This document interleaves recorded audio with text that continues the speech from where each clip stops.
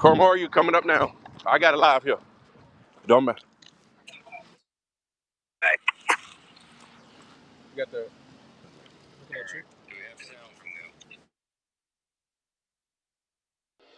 Telling your story. WCBI News at 6 starts now. Good evening, everyone. Thank you for joining us tonight. Club Oasis, the scene of that deadly shooting in Clay County over the weekend, is closed. Today, the Clay County Board of Supervisors heard from the owner. We're also learning a little more about the shooting. Our Kamari Hamer has been following the story all weekend. He's joining us now live from the Clay County Sheriff's Office with the very latest. Kamari. Well, Andrea, the owner of Club Oasis declined an on-camera interview today, saying he wanted more information about the deadly shooting. However, this is not stopping county leaders from keeping the club locked up.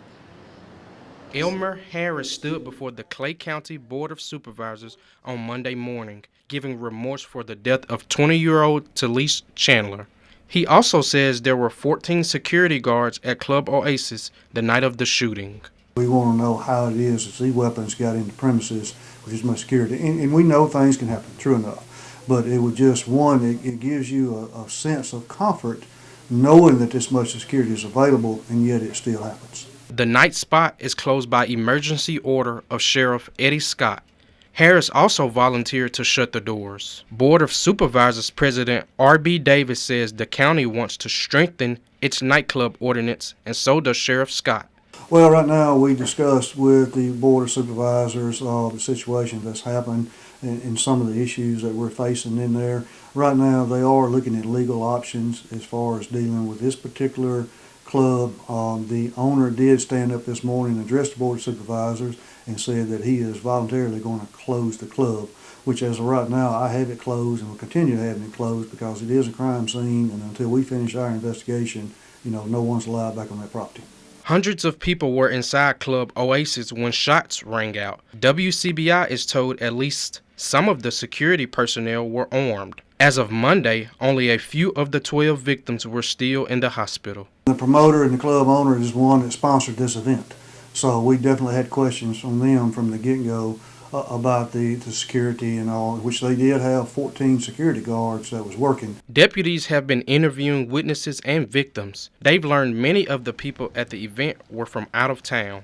Other law enforcement agencies are also working to help solve the case. We have a lot of help in this thing. We have the West Point Police Department, we have Mississippi Highway Patrol, we have ATF, we have the DA's office, the Violent Crimes Task Force, all these agencies, Homeland Security, there's a lot of people coming together to help us. So right now, even though the totality of it is huge, we're starting to kind of hone in on some information that we think is going to be real helpful for us in solving this case.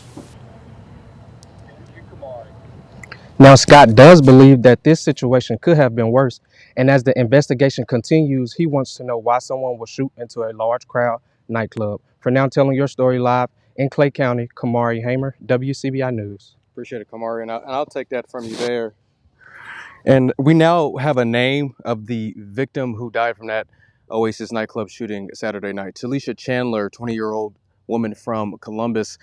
Scott Colomb, the district attorney in the Clay County Sheriff's Office, is issuing a $6,000 reward. The Oasis Club is now closed as this investigation is underway, and investigators say possibly 350 people were in attendance at that nightclub Saturday night, and over 90% were from out of town. Everyone is being investigated and questioned, from the club owner and promoters and even security. And Colomb says there was false information given during the initial crime scene Saturday night. Unless those witnesses are willing to redact their initial statements, those witnesses could face prosecution. Now, Trina Davison Brooks will also be a special prosecutor responsible for the grand jury in this case, so we will keep our eyes on how that all unfolds. And no suspects at this time have been arrested, but we will keep you up to date as the investigation develops. And we do know that at least 20 people were questioned in this investigation just today. And this incident took place days ago, so we imagine that dozens and dozens of people have already been questioned in this investigation. We will keep you up to date as this investigation unfolds and when we finally have names and suspects involved in this case. Reporting live here in Clay County, Winston Reed, WCBI News. All right, thank you to Winston and to Kamari for that update on the shooting. So the shooting is sending shockwaves, as you might imagine, not just in West Point and Clay County, but all across the area. With incidents like this, do you feel safe when you find yourself in a large crowd? That was our megaphone question today. A large percentage of you say you do not feel safe these days. In fact, the lowest response, if you look there at your screen, was those who definitively answered yes. We thank all of you who took part in today's poll. Of course, you can continue to respond. Just scan that QR code there on the top right of your screen. Well, that's not the only shooting in Clay County that has the attention of law enforcement. West Point police are still searching for a teenager considered armed and dangerous. Police Chief Avery Cook says 17-year-old Jamie Jones is wanted for questioning. This shooting happened back on February 20th near the intersection of 5th and Progress Street. 3 bullets struck a house. No one was injured in the shooting. Jones is about 5'10" and weighs 145 pounds. Cook believes the gunfire is the result of an ongoing dispute between 2 groups of people. If you have any information about this shooting from February, call Golden Triangle Crime Stoppers. You can also use the P3 Tips app. The Prentiss County Grand Jury has indicted a mother and daughter on a child neglect charge in an abuse case. According to the Prentiss County Sheriff's Office, 60-year-old Sylvia Thomas and 36-year-old Jayla Beth Bullard are charged with felony count of contributing to the delinquency, neglect of a child for physical or sexual abuse. The investigation in the case says, or rather the investigator, says that Thomas and Bullard knew a child was being abused and they did not report it. Bond for each was set at $25,000. This case remains under investigation. A man in Lafayette County is facing charges related to a domestic incident. Deputies responded to a report of domestic violence at a home this past Saturday. After interviewing the alleged victim and other witnesses, they were able to search the home and continue their investigation. That led them to arrest 67-year-old Henry Roy Smith. He's charged with aggravated domestic violence and rape assault. The victim was treated for injuries sustained during the assault. Investigators are not releasing any other information about this case because of the nature of the crime. Smith is being held in the Lafayette County Detention Center tonight on a $100,000 bond. An Oxford man is accused of setting a vehicle on fire in a motel parking lot. 38-year-old Jose Huelzar is charged with arson. Oxford police got that call this past Saturday. Firefighters were able to put out the fire. It was at the Super 8 motel and they quickly made an arrest. He was given a $5,000 bond.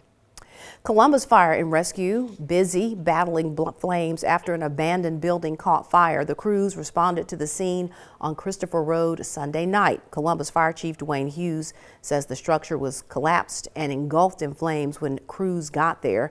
Firefighters had to adopt what they call a defensive posture to get those flames out. They had to remain on scene to put out some hot spots. Right now, no injuries have been reported.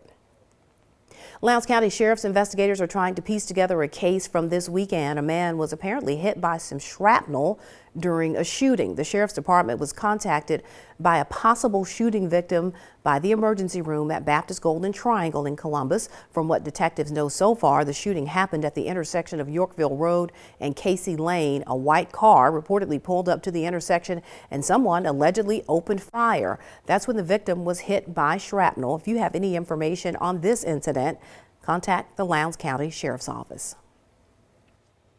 Heavy cloud coverage, showers, and potentially a few thunderstorms are moving into Mississippi as we continue through our Monday night. However, the Memphis National Weather Service office has stated that this line of showers and storms are looking like they're weakening as it continues to track towards the north and northeast. So we may see a few leftover showers as we continue our way through the evening. Temperatures now still sitting in the middle to upper 60s. So gotta say, fairly mild out there. Andrea.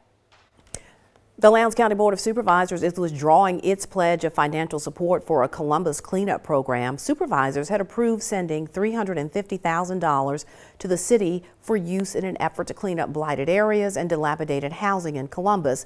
But Board President Trip Harston says the city has not updated them on how that money will be spent or on the progress of the program. Since the initial pledge, Columbus City leaders have also secured $3 million in federal grants for blight projects. And county leaders have identified some other areas in their own budget where that $350,000 is needed more immediately. Those needs are now taking precedence. Have to fight the fires that are the hottest. And right now, the condition of the trucks in the road department is burning the hottest, and we have our needs that the taxpayer of Lowndes County has and uses for the road department, that we have to use the ad valorem tax money for the road department, and that is burning the hottest right now. So we had to divert those funds away from blighted program, which we don't know where we are with it, to the needs that we need to address now. Harston adds that the county has already signed over $450,000 of its ARPA money to the city to help pay for watershed and drainage projects. Several libraries coming together to help make finding the branches on your family tree a little bit easier. We find out what obstacles they're trying to break down when we come back.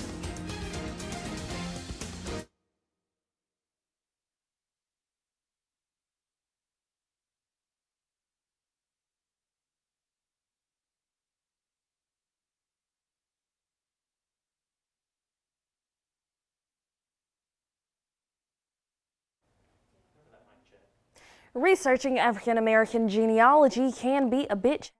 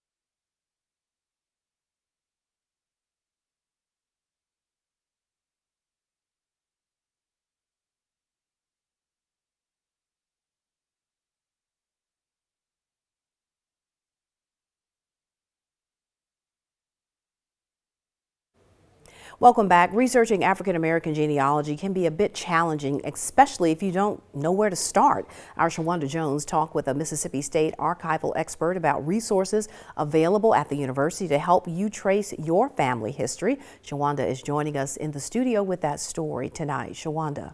That's right, Andrea. It could be a bit hard, and if people are like me, then they've tried researching their family history back in time, only to get stuck after the 1870s. Now, during that time, African Americans were considered property before slavery was abolished, and as we know, it's kind of difficult to trace a lineage with no name, but an expert from MSU could possibly have a solution for that.